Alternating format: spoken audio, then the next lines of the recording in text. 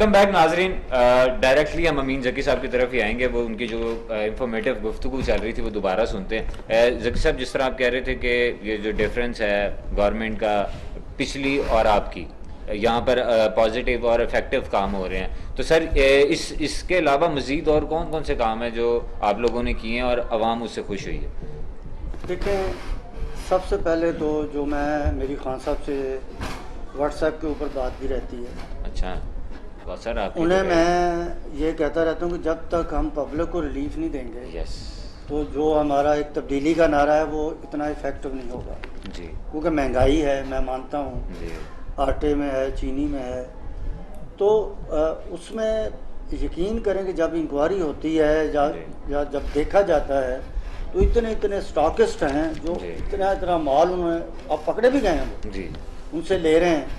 और इंशाल्लाह ताला सबसे पहले तो ये आप 2-3 हफ्तों के अंदर देखेंगे जी, जी कि सर, आटे की कीमत और चीनी की कीमत भी नीचे आएगी, आप देखेंगे। जी, क्योंकि ये बेसिक नीड्स हैं हमारी अपनी हैं ये बेसिक नीड्स। तो उसके बाद फिर आगे, और उसके ऊपर खान साहब डेली आज तीसरा चौथा दिन है इसके ऊपर वो मीटिंग्स कर रहे हैं अपनी कैबिनेट के साथ। इसके बाद जो हमारा असल एजेंडा है, करप्शन से हमने जिस मुल्क को पाक करना है और करप्ट लोगों से पैसा निकलवाना है, जिस तरह के अभी शामी साहब ने कहा ब्यूरोक्रेसी है और चीज़ें हैं, उसके अंदर भी इन्हीं लोगों के जो 30 साल से हुकूमतों में रहे हैं उनके रिक्रूटेड हैं, बिल्कुल, और वही लोग आगे ऑफिसर भी बने हुए हैं, कोई ना कोई।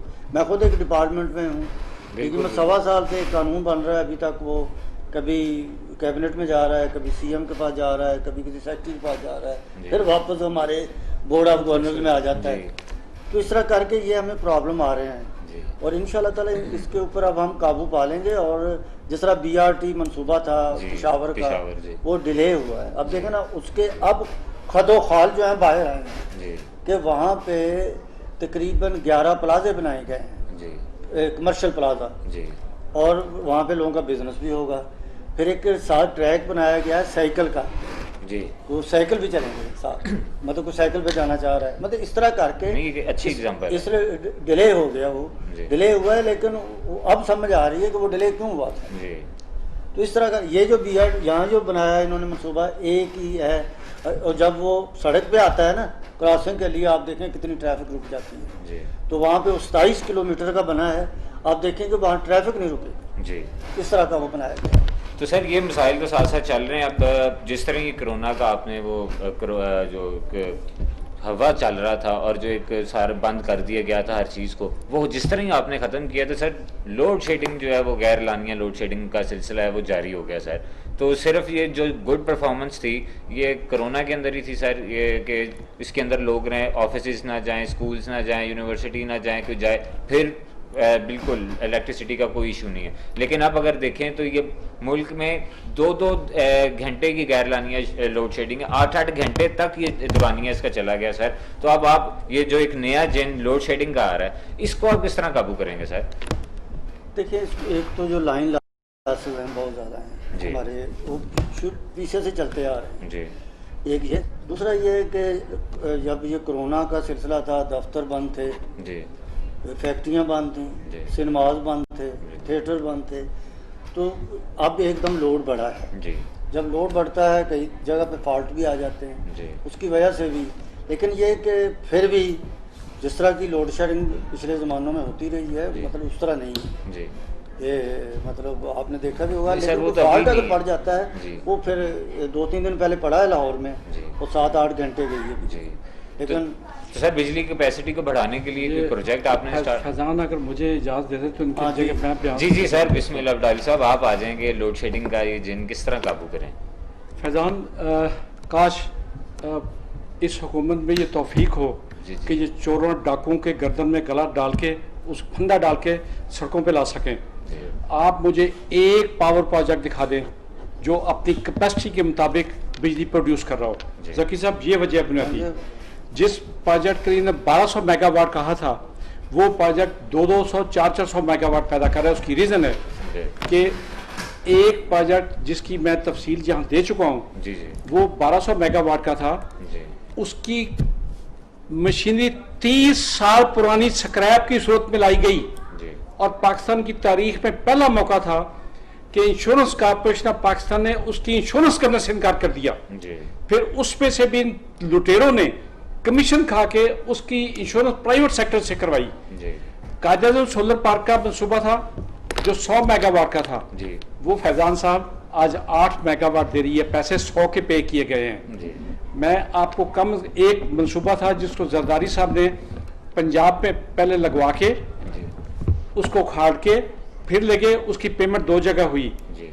मुझे एक मनसूबा वो दिखा दें अगर जी कि जो अपनी कैपेसिटी के मुताबिक बिजली प्रोड्यूस कर रहा है, तो जो चोर की सजा वो मेरी। जी ये ऐसे डाकू थे जिन्होंने कुछ नहीं छोड़ा, इन्होंने इस तरह मुल्क को लूटा है।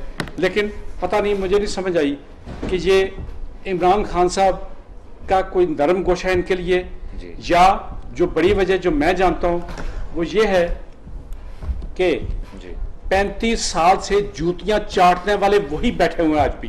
जी और मैं बार बार कह चुका हूं, इसी चैनल पे कई दफा कह चुका हूं जी कि इन लोगों ने, आप जो तहरीके इंसाफ के लोग हैं उनके खिलाफ जानबूझ के ऐसे मवाद देने हैं, ऐसे मवाद पैदा करना है, जी। जान के फाइलों में ऐसी चीजें पैदा करनी है कि वो इन्हें मुजरम या मुलजम साबित कर सकें।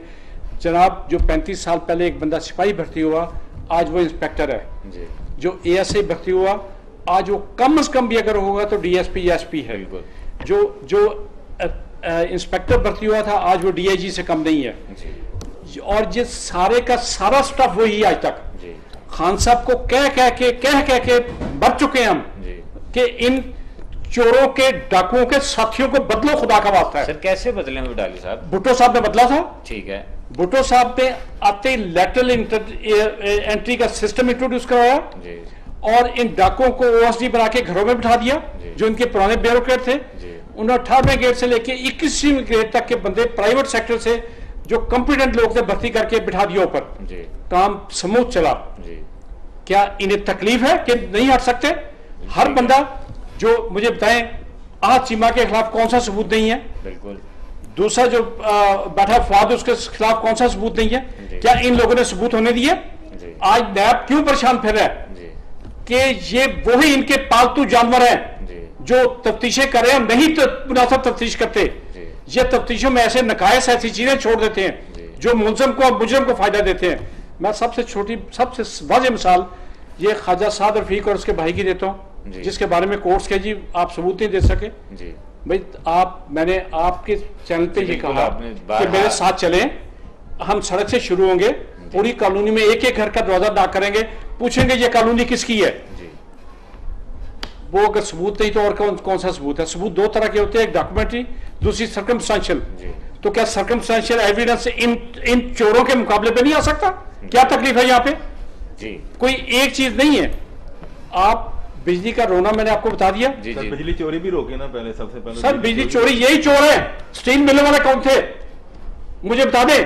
जी वो चोरी रोक गई या रोक लिया आप लोगों ने? जी कारखाने वाली लेकिन चोरी सर उन करेंगे, चोरों का वही कैफे वहाँ पे किरदार पाए। तक भी तो उन्हें पहुंचाया ना, कि जिनके पास कैफे- अगर शराब कैफे- मिलती है कैफे तो वो किरदार- शहद बन जाता है। फैजान साहब, लेकिन पकड़ा है कैफे जिसने हेलमेट किरदार नहीं तक पहना, पकड़ा हो पहुंचा, जाता है। कैफे किरदार तक पहुंचाने के लिए सरकारी इमाल होते हैं, जी। स्टाफ होता है। जी। वो स्टाफ तो इन्हीं का भर्ती करता है सारा। जी जब ग्वाल मंडी के बदमाश इश्तिहारी मुलजम सर, भर्ती सारे हुए, ग्वाल मंडी के बदमाश नहीं, शरीफ शहरी भी सर वहां पर हैं। मैं खुद ग्वाल कितने मंडी- परसेंट जो भर्ती हुए मुझे बता दें, जो शरीफ शहरी थे? मुझे उनकी मिसाल दे दें, जी मुझे मिसाल तो दे दें जी जी कि सही फलां बंदा रिकॉर्ड के बगैर था जो भर्ती हुआ इन लोगों ने किया, या पैसे लेके किया, जी या जो इनके चाचे मामे तायों के जूतियां चाटने वाले थे, या वो भर्ती हुए, या पैसे लेके वो भर्ती हुए। तो सर इनके खिलाफ केस क्यों नहीं किया जाता अदालत में कि इन्होंने ये आप प्रूफ दे दें। सर इल्जामात आप कह रहे हैं जिस तरह बिल्कुल आप मैंने ठीक कहा है। कि इल्जाम सब मतलब मेरे सामने, फर्ज करें किसी पैसे दिए हैं, जी मैंने रिकॉर्ड तो नहीं किया, जी जी और रिकॉर्ड किया भी हो तो वो बंदा कह देगा जी मैं तो इसे उधार लिया था, जिसने दिया वो भी ये कह देगा जी। मैं तो उधार वापस किया था। जी जब आपका ईमान ही मर चुका हो, जी जब शर्म हया मर चुकी हो, तो फिर कौन सा प्रूफ? अदालतों में कुरान झूठे उठाए जाते हैं, जी लोग कुरान झूठे उठाते हैं कि नहीं? जी उठाते हैं। तो फिर मुझे बताएं प्रूफ कौन सा मांगते हैं आप? किससे प्रूफ मांगते हैं? बिल्कुल आपका बात बिल्कुल ठीक है। शामी साहब आपकी तरफ आता हूँ कि बढ़ती हुई जो गुर्बत है क्या आप समझते हैं कि मिडिल ईस्ट की तरह यहाँ पर भी कोई इनकलाब आ जाएगा कि लोग जिस तरह अब उनके पास खाने को कुछ नहीं है, पीने को कुछ नहीं है, बच्चों को स्कूल जाने के लिए नहीं है, तो आप समझते हैं कि कोई आगे आपको इनकलाब देख रहे हैं मिडिल ईस्ट की तरह यहाँ पर भी? इनकलाब ही इस वक्त ये समझे कि इनकलाब ही चल रहा। अच्छा। हर बंदा परेशान है, हर मतलब एक मजदूर तक देखें, अब 6 महीने से पीछे कोरोना था जी। इवन ये है कि लोगों में बहुत से निचले तबके में चले, उनके घरों में नौबत जो फाकों की नौबत आ गई। बिल्कुल, और बिल्कुल यहाँ ऐसे। तक देखें कि लोग गाड़ियों पे मतलब 2-3 वाकयात हुए हैं, इवन मेरी गाड़ी के पीछे भी लोगों ने किसी ने पत्थर मारे लड़कों ने, कि फ्रस्ट्रेशन इतनी बढ़ गई है जब घर में खाने को कुछ नहीं जी। है, लोगों ने घर से बाहर निकलना जी। है, भूखे मार रहे जी। हैं। जब इन्होंने कहा था जैसे कि हम लोग घरों पे मतलब एक देंगे, दहलीज पे राशन देंगे, जी। उनको हक देंगे, उनको पैसे देंगे, जो करेंगे, इन्होंने कुछ भी नहीं किया। बल्कि टाइगर फोर्स भी इसी चीज के लिए बनाई गई थी। हाँ नहीं, अगर तो ये टाइगर फोर्स, बिल्कुल टाइगर जी। फोर्स का कोई काम समझ ही नहीं आ रहा है कि जी। वो क्या है, जी।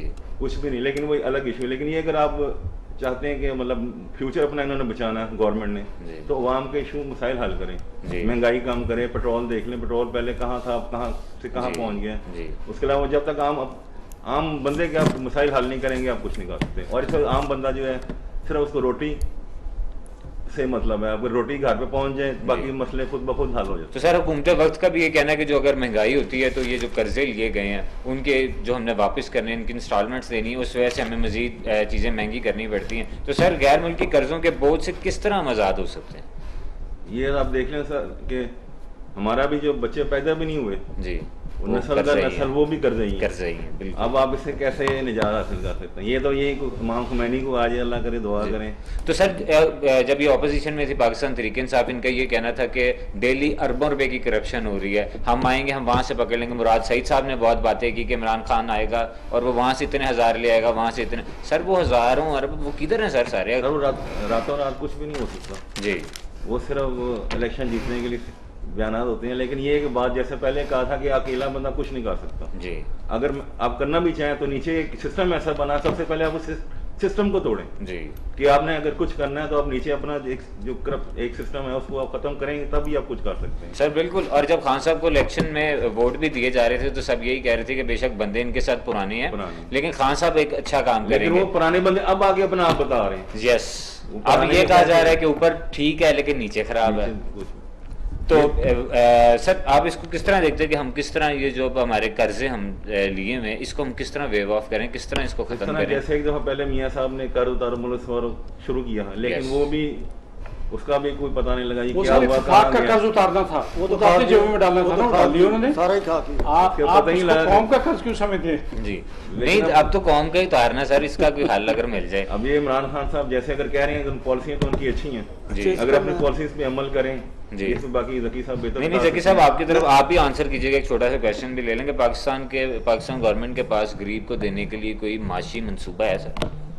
देखिए मैं पहले एक बात मैं कहूँगा, आज ही आपकी हुकूमत ने एक अनाउंस किया है कि 2 साल के नौमौलूद बच्चों को 2 साल तक वजीफा दिया जाएगा, वजीफा दिया जाएगा। जो हजरत उमर का था। तो इससे अच्छा मनसूबा सर, क्या मुझे बात बताएं। है। अच्छा क्या?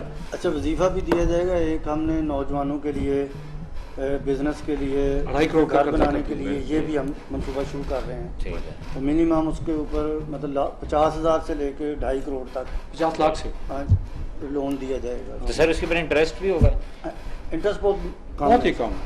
और मैं दूसरी बात तो जो आम कहना बंदा भी चाहता ले सकेगा उसको कि देखें जी उसकी भी रिक्वायरमेंट सब जगह से Requirement बताएंगे। भी- रिक्वायरमेंट उसकी वो तो बैंक्स बताएंगे ना जी, जना एक तो 10 लाख तक तो उसका तो मतलब नहीं ठीक है। गारंटी नहीं है, बैंक से ही मिल जाएगा।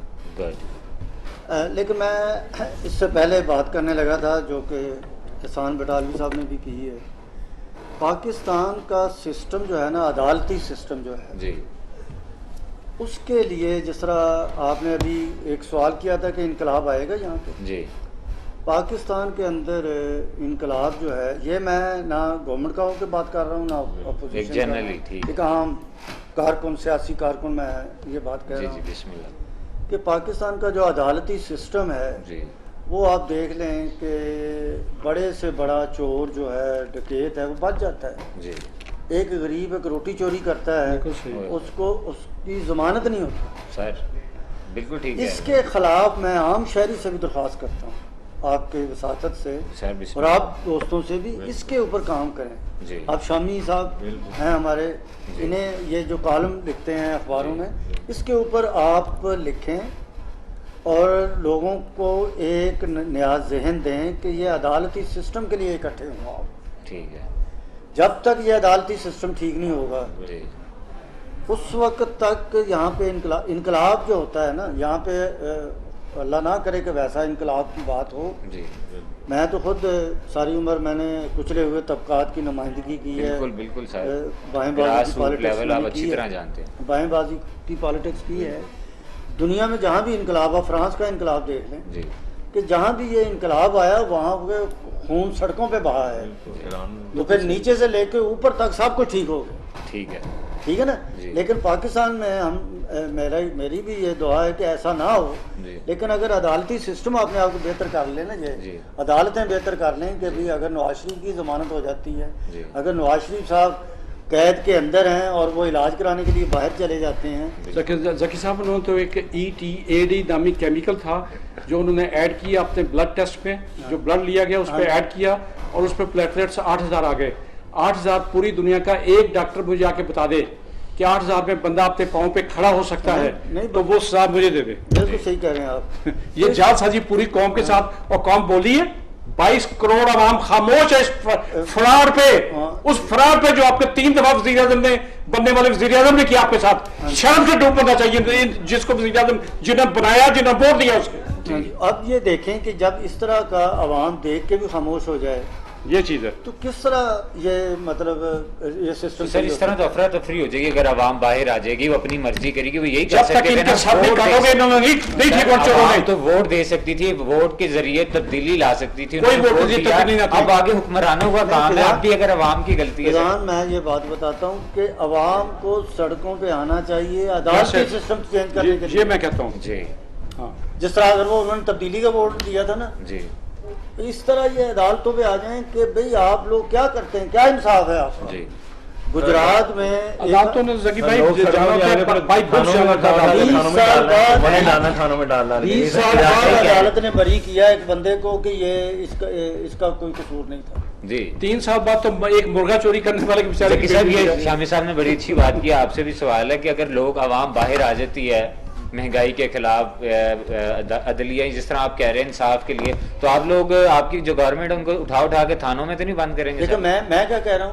जी। हूँ, मैंने फिजान पहले भी ये बात की है कि मैं एक आम सियासी कारकुन बन के ये बात कर रहा हूँ। शामी साहब आम कारकुन सियासी बिल्कुल ठीक है, कारकुन, उन्होंने नहीं, कहा लेकिन मैं जमात मैं का बात बंदा नहीं बनते। ऐसे कह रहा हूँ, मैं- गवर्नमेंट की अगर हो तो अगर सर वैसे अगर आवाम बाहर आ गवर्नमेंट- जाती है तो गवर्नमेंट पकड़े, कुर्बानियाँ क्या उसकी? जी हुकूमत ने पकड़ना है, कुर्बानियाँ यही होती हैं। जब हम मार्शल लॉ के खिलाफ जद्दोजहद कर रहे थे, आपको भी पता है, मैं जी। जेलों में भी गया सर, हूँ, बिल्कुल, किले बिल्कुल। में भी लेके गए मुझे, लेकिन हम डटे रहे ना उस पर जी। कि हमने जमहूरियत लानी जी है। और हम ये भी कहें कि भी जमहूरियत के लिए कुर्बानियाँ देनी और साथ ये कहें कि हमें पुलिस ना पकड़े। जी ये तो नहीं होता। नहीं शामी साहब, ये अवाम को साथ सोचना चाहिए, अगर वो बाहर आएंगे तो वो कोई बंदोबस्त करके आए, करके आएं, बिल्कुल। क्योंकि वो पुलिस पे पकड़ सकेगी, लेकिन आज़ादी की तहरीक ऐसे ही चलती है, जाने कुर्बान करके चल रही है। तो जकी साहब मतलब कि अब जो आगे टाइम आ रहा है वो आप समझ रहे हैं कि बहुत अच्छा आ रहा है, कुछ साल तक, 6 महीने तक। इंशाअल्लाह ताला सही ये ठीक कर रहे हैं। इमरान खान इसके ऊपर बहुत दिन रात काम कर रहे हैं कि नंबर 1 पब्लिक को रिलीफ देना, बस इसके बाद बाकी सब कुछ होगा। बाकी ये अच्छा, आप कब पेट्रोल की बात करते हैं, मुझे कोई किसी ने ये कहा है कि जब ये आए थे तो पेट्रोल की कीमत क्या थी? 111 थी, 112। जब 40-50 रुपए कम किए हाँ। और उसके बाद अगर 20 रुपए भर गए तो पूरे कॉम्प्लेक्स लेकिन सर ये भी तो देखे ना, जब पेट्रोल की कीमत जब कम आप- की गई है तब लॉकडाउन लगा हुआ था, गाड़ियां बंद थी, लोग वही ऐसा करते, भी था। ट्रांसपोर्ट मैंने बंद। सर, इस तरह- आपके सामने यहाँ जब पेट्रोल की- यहाँ रिक्शा ड्राइवर यूनियन के सदर से सवाल किया जी, था जी। कि आपने 1 रुपया कम किया था कभी अपने किराए में उस वक्त? सर लेकिन तब तो वो रिक्शा बात क्या चल था नहीं रहा था, अरे, खुद रिक्शे आप चल रहे लोगों थे। ने नाके लगा के हर चीज रिक्शे lockdown चल रहे करके थे, रख गाड़ियां दी। भी चल रही थी, उबर भी चल रही थी, लेकिन किसी ने 1 रुपया कम नहीं किया था। ये नहीं, एक ये तो आपकी बात तो ये बिल्कुल पहली ठीक दफा- है। अब भी हुकूमतें- पेट्रोल की कीमत उस वक्त से कम है जिससे हुई थी 20 रुपए, आज भी कम है। 117 रुपए पे ये गए थे, बस 117 मैं वही कह रहा हूँ, उसकी कोई बात नहीं करता। शामी साहब बिल्कुल अब टाइम खत्म हो चुका है, आप लास्ट में एक मैसेज योम पाकिस्तान के हवाले से कोई मैसेज अवाम को देना चाहें तो जी। प्लीज जरा आप अवाम को योम पाकिस्तान के हवाले से, अवाम के साथ साथ पॉलिटिशियंस को भी सर। छोटा सा ही पैगाम है जी, जी, कि बिल्कुल। यौम आज़ादी के मौके पे सब मिलजुल कर रहें, मुत्तहिद रहें, आपस की मोहब्बतें कायम रखें, नफरतें छोड़ें, ताकि हमें हमारे दुश्मन हमारे पे काबू ना कर सकें। और हम इंशाल्लाह हम दुआ है कि हमारा अल्लाह हमें हमारा मुल्क को दिन दुगनी रात चुगनी तरक्की दे। आमीन। सर, और जकी साहब आप भी बताइएगा कि जो नेक्स्ट अभी कल एक 14 अगस्त है जो नेक्स्ट आएगी उसमें आवाम को रिलीफ मिला होगा सर? पहले तो मैं 14 अगस्त की बात ये बताऊँ, आज आज़ादी का दिन है ना? जी जी मैं इस पे सुबह भी मैंने एक पैगाम रिकॉर्ड करवाया है, वो जी, हमारा जी। चल रहा है सोशल मीडिया पे, जी जी कि कायदे आज़म ने जो पाकिस्तान बनाया था, जी मैं आज जो मैसेज देना चाहता हूँ आपके चैनल से, इसको अगर चलाएं बेशक, सर, ज़रूर, मैं नहीं किसी से डरता सर, बिस्मिल्लाह। खुदा के अलावा। कायदे आज़म ने यह बनाया था पाकिस्तान के यहाँ अक़लियतें को भी वही राइट्स हैं जो मुसलमान को होगा। एहसान बटालवी साहब हमसे बहुत सीनियर हैं। सर मैं अकलियत का लफ्ज इस्तेमाल नहीं करता, हाँ जी। वो पाकिस्तानी है, कोई पाकिस्तानी। अकलियत नहीं है, उनके पाकिस्तान में अकलियत है ही कोई नहीं। इक्वल राइट्स, एग्जैक्टली हमें जद्दोजहद करनी चाहिए इक्वल राइट्स के लिए। 100% ऐसे ठीक है, और आपने ठीक ये कहा। ज़ियाउल हक के दौर में ये चीज़ें बदली गई कायदे आज़म के वो तो फरमानात। मुनाफिक आजम था ना, वो तो हाँ? झूठा तरीन बंदा था इस कायनात का। और हमारे सर, कई बिल्कुल सहाफ़ी टाइम भी, बिल्कुल थोड़ा रह चुका है। फैज़ान सहाफ़ी भी उसके साथ मिले हुए थे, जी और सहाफ़ियों ने भी उनके साथ मिलकर ये तफरकाबाजी की, फिरके बनाए, आपस में मुसलमानों को लड़ाया गया। तो आज पाकिस्तान की ये शक्ल है। सर, कायदे आज़म वाला पाकिस्तान बनाना चाहिए That's it. हमें, ये बात और है। कायदे आज़म का पाकिस्तान के लिए हमें जद्दोजहद करनी चाहिए।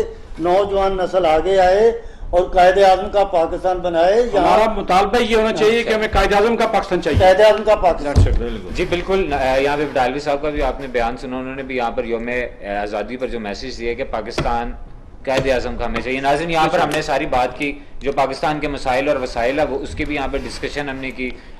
शामी साहब से बहुत अच्छी गुफ्तगू हमारी रही। शामी साहब आपका भी बहुत शुक्रिया, जकी साहब आपका भी बहुत शुक्रिया, और बटालवी साहब आपका सर डबल शुक्रिया। तो नाजरीन, नेक्स्ट हम इसी के ऊपर ही बात करेंगे, लेकिन एक बात करते चलें कि जब हमारे पास कुछ ना था तब हमने एक मुल्क हासिल कर लिया, लेकिन आज सब कुछ होने के बावजूद मुल्क चलाना मुश्किल है। इसके ऊपर क्या वजह है? हुकूमत के जो नुमाइंदगान, अगर उनकी गलतियां तो हमारी खुद की भी गलती है, हमें खुद को भी देखना चाहिए। भाई भाई का सगा नहीं है, भाई भाई को खा रहा है, यहाँ पर एक दूसरे को रास्ता नहीं यहाँ पर दिया जा रहा। तो क्या ये भी नवाज शरीफ, इमरान खान या बाकियों की गलती है? इस पर भी हमें सोचना चाहिए। और हुकूमत वक्त को ताजर बरादरी के ऊपर भी सोचना चाहिए कि वो बैकबोन किसी भी मुल्क के होते हैं, उनको ज़्यादा से ज़्यादा फैसिलिटेट किया जाए ताकि पाकिस्तान में टैक्स जनरेशन की जो रेशो है वो ज़्यादा हो। नाज़रीन, नेक्स्ट हम कल प्रोग्राम आपकी आवाज़ और आपके सवाल के साथ दोबारा हाजिर होंगे। तब तक के लिए अपने होस्ट फैजान भट्ट को इजाज़त दीजिए। अल्लाह निगहबान।